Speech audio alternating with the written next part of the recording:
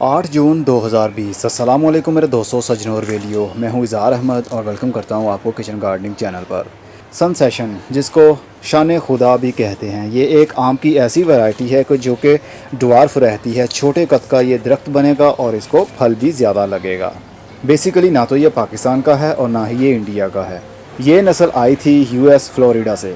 कई साल पहले किसी ने ये नस्ल यहाँ पर पाकिस्तान में लाई होगी और उस वैरायटी को यहाँ पर लगाया होगा। हमारे क्लाइमेट के हिसाब से उसकी ग्रोथ बड़ी होगी और जब वो बड़ा हो गया होगा पेड़, तो उसकी बहुत सारी ब्रांचेस को काट कर उसका ग्राफ्ट एक नॉर्मल देसी आम के पौधे के ऊपर लगाया गया होगा।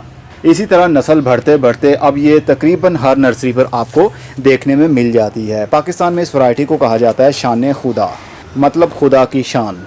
वो इसलिए कहा जाता है क्योंकि ये पौधा छोटे कद का रहता है। अगर ज़मीन के अंदर हम इसको लगाते हैं तो मैक्सिमम इसकी 8 से 10 फुट इसकी हाइट जाएगी और कनोपी ज़्यादा बड़ी नहीं बनती है। छोटा सा पेड़ रहेगा और उसको बहुत सारा फ्रूट भी लगेगा।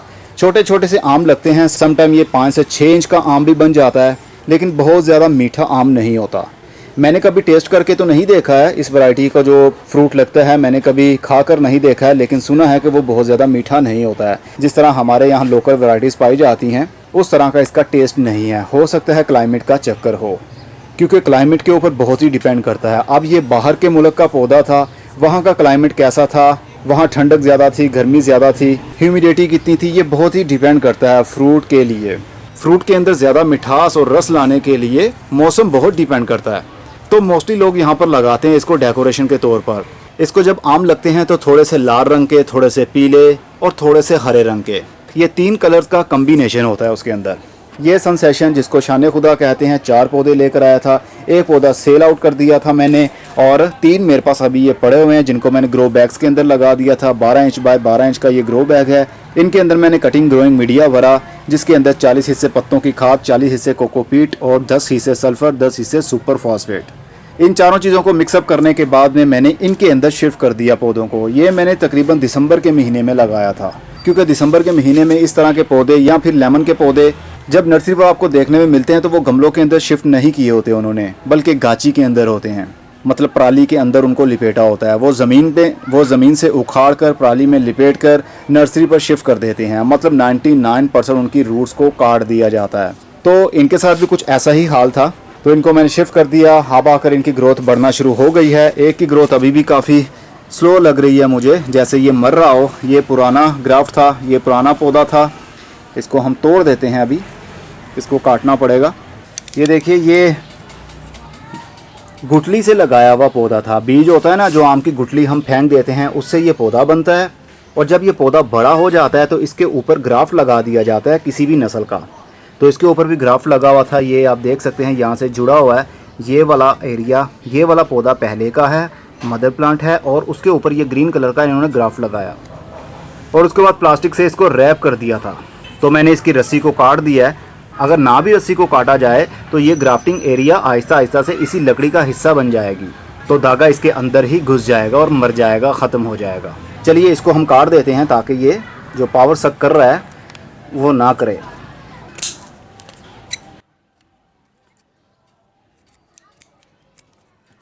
ये देखिए, इसकी और भी यहाँ से शूट निकलना शुरू हो रही थी। ये देखिए, अब ये सारे का सारा फोकस होगा इस वाली टहनी के ऊपर। आम के पौधे की इन्फॉर्मेशन को थोड़ा सा ध्यान से समझ लेते हैं हम। आम का पौधा अगर आप गुठली से लगाते हैं, बीज से लगाएंगे, तो वो पौधा तो बन जाएगा लेकिन उसको फ्रूट नहीं लगेगा।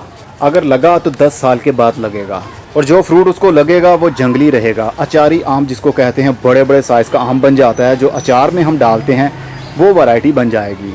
जो भी आम का पौधा हो, उसका अच्छा फ्रूट आपने लेना हो, किसी अच्छी वैरायटी के आम के पौधे का ग्राफ्ट हम अपने देसी पौधे के ऊपर लगाते हैं, जो कि हमने बीज से लगाया होता है। जिस तरह के अभी ये भी लगा हुआ है, इन सभी को ग्राफ्ट लगा हुआ है। ग्राफ्ट लगाने का मौसम सबसे अच्छा तो बरसात के दिन में माना जाता है और उसके बाद में बाहर के दिनों में, क्योंकि इन दोनों मौसम में ह्यूमिडिटी भी अच्छी होती है और बहुत ज़्यादा गर्मी नहीं होती। बहुत ज़्यादा गर्मी के दिनों में या बहुत ज़्यादा ठंड के दिनों में ये करेंगे तो जो ब्रांच के अंदर छोटा सा बड काट के इन्होंने लगाया होता है, तकरीबन ये आधा इंच या 1 इंच या इससे थोड़ा सा ज़्यादा होगा, तो मौसम बहुत ज़्यादा ठंडा होगा या गर्म होगा तो उस ब्रांच के अंदर जो भी टिश्यूज़ होंगे ख़राब हो जाएंगे। उनके अंदर जो ट्यूब्स होती हैं, पानी वाली ट्यूब्स होती हैं, वो सिकुड़ जाएंगी, जिसकी वजह से ग्राफ्ट कामयाब नहीं हो पाएगा। एनीवे, ग्राफ्ट के ऊपर तो हम बात नहीं करेंगे क्योंकि हम एक्सपर्ट नहीं हैं ग्राफ्ट लगाने में। ग्राफ्ट लगाए हुए पौधे को तकरीबन 2 साल के बाद फ्रूटिंग शुरू हो जाती है, चाहे वो किसी भी वैरायटी का आम का पौधा हो, बस उसको ग्राफ्ट लगा होना चाहिए। जब ग्राफ्ट लगाया जाता है तो मदर प्लांट की, जो कि हमने गुठली से पौधा बनाया है, उसकी एज 6 महीने या 1 साल या 2 साल या इससे ज़्यादा हो तो ग्राफ्ट लग जाता है। मिनिमम 1 साल तो होनी ही चाहिए ताकि ग्राफ्ट मजबूती से लग सके। ग्राफ्ट लगने के बाद में कोई भी ये नहीं कह सकता कि 1 साल के अंदर अंदर उसको फ्रूटिंग होगी। फ्रूटिंग तभी होगी जब पौधा शिफ्ट होगा अपनी असली जगह पर। जैसा कि ये ग्रो बैग के अंदर लगा हुआ है तो इसके अंदर तो जल्दी इसको फ्रूटिंग नहीं होगी। चाहे ये 2 साल या 3 साल भी लगा रहे, अगर फ्रूट लगा भी 1 या 2 आम लग जाएंगे, इससे ज़्यादा नहीं लगेंगे क्योंकि ये एक दरख्त बन जाता है। इसकी नेचर है, ज़्यादा रूट्स इसकी डिवेलप होती हैं, इसलिए इसको ज़्यादा से ज़्यादा स्पेस की ज़रूरत होगी, यानी ज़मीन की ज़रूरत होगी या बहुत बड़ा गमला, जैसा कि 24 इंच या इससे भी बड़ा, क्योंकि जब ये ज़मीन के अंदर जाएगा तभी से इसकी लाइफ का पहला दिन गिना जाएगा। आज इस पौधे को हम ज़मीन के अंदर शिफ्ट कर देते हैं तो राइट 2 साल के बाद इसको फ्रूट लगना शुरू हो जाएगा। अक्सर आपने नर्सरी वालों से सुना होगा कि पौधा लेकर जाइए, इसी साल इसको फल लग जाएगा, लेकिन हमारे घर में तो 2 से 3 साल भी नहीं लगता। उसकी रीज़न ये है कि वो अभी बच्चा है। जब तक हम उसको ज़मीन के अंदर शिफ्ट नहीं करेंगे, ज़्यादा स्पेस नहीं देंगे, वो बच्चा ही रहेगा, चाहे वो 10 साल का हो जाए। जब हम उसको ज़मीन के अंदर शिफ्ट करेंगे, उसकी रूट्स डेवलप होंगी, ऊपर से ज़्यादा ब्रांचेस निकलेंगी, उसका ट्रंक, उसका तना ज़्यादा से ज़्यादा थिक होगा, मोटा होगा, तो ही उसकी उम्र गिनी जाएगी। ज़मीन में शिफ्ट करने के 2 साल के बाद उसको फ्रूटिंग शुरू हो जाएगी। ग्राफ्टेड पौधे की बात कर रहा हूँ, चाहे वो किसी भी नस्ल का आम हो। और इनके पत्तों के ऊपर बर्निंग क्यों आती है? सबसे ज़्यादा रीज़न होती है गर्मी की, क्योंकि ये छोटा सा पौधा होता है। पहला साल इसके लिए बहुत ही मुश्किल रहता है। जिस तरह इंसान का बच्चा पैदा हो तो पहला साल उसके लिए बहुत ही केयर करनी पड़ती है, सर्दी हो या गर्मी हो उसको बचाना पड़ता है। इसीलिए पौधों का पहला साल भी बहुत नाजुक होगा। वो पौधे जो बीज से लगाए गए हैं या फिर ग्राफ्ट लगाया गया है, जिनकी ज़्यादा उम्र हो जाती है, चाहे वो लगा इसी के अंदर लगा रहे, ग्रो बैग के अंदर 5 साल भी लगा रहे, तो पहला साल ही हमें ज़्यादा केयर करनी पड़ेगी। जैसा कि सर्दी के दिन थे, सर्दी के दिन में बहुत ही ज़्यादा प्रॉब्लम थी इनके लिए। इनको मैंने शॉपर से ऊपर से कवर कर दिया था ताकि ज़्यादा कोहरा, ज़्यादा ठंड पड़ने की वजह से, ओस पड़ने की वजह से इनकी जो ब्रांचेज़ हैं उनके अंदर जो टिश्यूज़ हैं, ट्यूब्स हैं पानी वाली, जो कि पानी के फ्लो को ऊपर नीचे लेकर आती हैं, वो ड्राई ना हो जाएँ, सूखड़ ना जाएँ। ये तभी होता है जब बहुत ज़्यादा ठंड हो या फिर बहुत ज़्यादा गर्मी हो। तो जैसे ही 15 फरवरी आई तो बाहर के दिन शुरू हो गए और इनकी नई शूट्स भी निकलना शुरू हो गई। इस पौधे के ऊपर कोई भी अभी तक बैड इफेक्ट नहीं आया है, धूप का असर नहीं हुआ है ज़्यादा, लेकिन अभी पत्तों के ऊपर आप देख सकते हैं। अभी मैं दूसरे टेरेस से उठाकर इन तीनों गमलों को लेकर आया हूँ अपने इस ट्रॉपिकल गार्डन में, जहाँ पर मैंने ऊपर से ग्रीन नेट भी लगाया हुआ है। इनके नीचे धूप बहुत ज़्यादा तेज़ नहीं आती। इसके ऊपर तो बहुत ही बुरा असर हुआ था, इसके पत्ते सारे जल गए थे। ये देखिए, ये भी ब्रांच, ये दोनों ब्रांचेस के ऊपर पत्ते निकलना शुरू हो गए थे, लेकिन बहुत ज़्यादा गर्मी बढ़ने की वजह से इनके ऊपर बर्निंग आ गई। लेकिन अब ये देखिए नए पत्ते आ रहे हैं। अब इनको मैं इसी टेरेस के ऊपर रखूँगा तो इनके पत्तों की ग्रोथ अच्छी हो जाएगी। सन बर्न होने की वजह से भी पत्ते इनके ख़राब होना शुरू हो जाते हैं। पहले साल के पत्ते ख़राब हो सकते हैं, लेकिन जैसे ही अगला साल आ जाएगा तो पौधा इतना मैच्योर हो जाएगा कि वो मौसम को बर्दाश्त कर सके।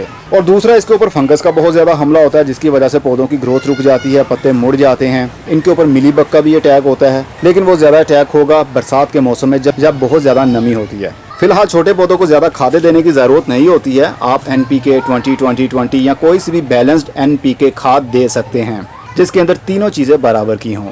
लेकिन जब पौधा फूलों पर आ जाए तो फिर उसकी खाद को कम करना पड़ता है। ऐसी खाद जिसके अंदर नाइट्रोजन ज़्यादा हो। मतलब उस स्टेज के ऊपर हम जैसे कि 5-15-45 है, 5-15-45 का मतलब 5% नाइट्रोजन, 15% फॉस्फोरस और 45% पोटेशियम। फूलों के बाद में जब फ्रूट बनना शुरू हो तो पोटेशियम की सबसे ज़्यादा ज़रूरत होती है, इसलिए नाइट्रोजन बहुत ही कम दी जाती है उस स्टेज पर। अगर हम बहुत ज़्यादा नाइट्रोजन देते रहेंगे तो पौधों की ब्रांचेस निकलना शुरू हो जाएंगी और फूल गिर जाएंगे, उसके अंदर से फ्रूट बन नहीं पाएगा सही से। और जब पौधा मैच्योर हो जाता है, फ्रूटिंग के लिए तैयार हो जाता है, तकरीबन 2 से 3 साल के बाद अगर ज़मीन के अंदर लगा हो तो दिसंबर के महीने में इनको पानी देना बहुत ही कम कर दिया जाता है। अगर हम दिसंबर के महीने में इनका वाटर फ्लो कम नहीं करते तो फिर फूल लगने के बाद में गिर जाते हैं, उसके अंदर से फ्रूट बन नहीं पाता। मेरे पास तो ये 3 पौधे हैं।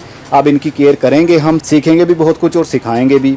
ये सेल करने के लिए नहीं है, ये सिर्फ एक्सपेरिमेंट करने के लिए मैंने लिए हैं। जैसे जैसे ये बड़े होंगे इनकी साइड ब्रांचेस निकलेंगी और उन साइड ब्रांचेस को हम काट कर, जिस तरह ये पौधा है, जिस तरह ये ब्रांच है, इसको यहाँ से काट कर इसको हम ग्राफ्ट लगा सकते हैं किसी भी देसी आम के पौधे के ऊपर। जिस तरह अमेरिका से एक ज़माना होगा कि एक पौधा आया होगा तो एक पौधे से कितने सारे उन्होंने ग्राफ्ट लगाए होंगे और हज़ारों लाखों पौधे यहाँ पर बन गए। तो किसी नर्सरी से आप पौधा ये लेना चाहते हो तो आप लोकल नर्सरी पर पाकिस्तान में उसको कहेंगे शान खुदा आम की वैरायटी दे दो, या नर्सरी वाला पढ़ा लिखा होगा, उसको समझ होगी कि नेटिव कहाँ का है ये, तो फिर उसको सनसेशन आप बोलेंगे तो वो आपको ये वैरायटी दे देगा। आप भी लगाइए, ज़मीन में लगाइए, जितनी भी ज़्यादा स्पेस है आपके पास उसी में लगाइए इसको। मेरे पास स्पेस नहीं है इसलिए गमलों के अंदर ही मैंने ये सब कुछ लगाया हुआ है। उम्मीद है थोड़ी सी बेसिक इन्फॉर्मेशन आम के पौधे के बारे में आपको पता चल चुकी होगी।